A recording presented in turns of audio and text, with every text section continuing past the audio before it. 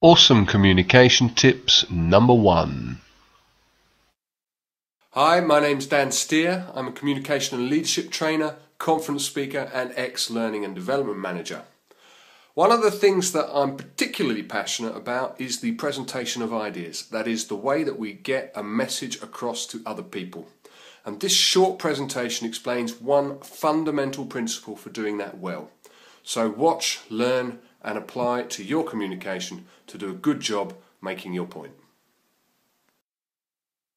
So imagine you're a manager. You're sitting in your office one day and a knock comes on the door and in comes one of your employees.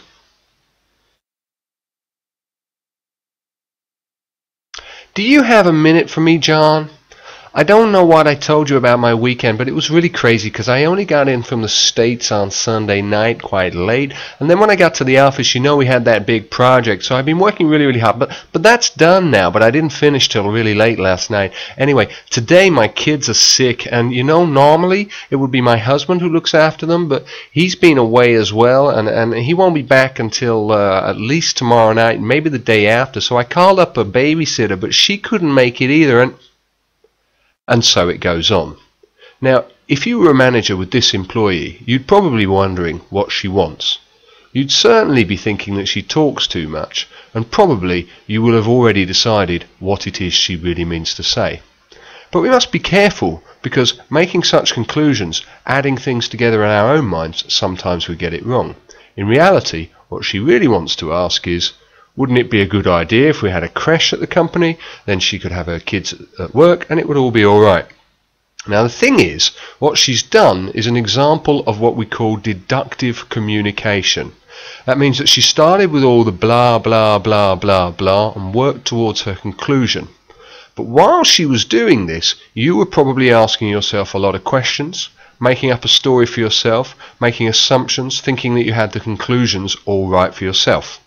And actually, this kind of communication happens all the time. Some people do it in company presentations, blah, blah, blah, blah, blah, and you're wondering what he really wants. Some people even do it in emails, like this one.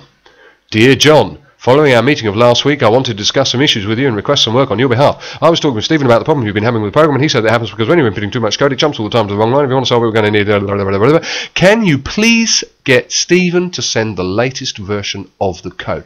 That's the message. That's the question that the email was sent for, and it should have been put here.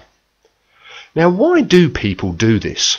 There are quite a lot of different reasons, ranging from perfectionism or lack of confidence to our education. Some scientists and technical people think that they really must explain every detail of their last project. They're desperate that you understand it all. But the result is always the same. We're looking at the email, we're listening to the person, we're following the presentation thinking, will you get to the point? And we need to fix this. So here's awesome communication tip number 1. Start with key messages and conclusions. If you do this, you will improve the return on investment for the person who's involved in your communication with you.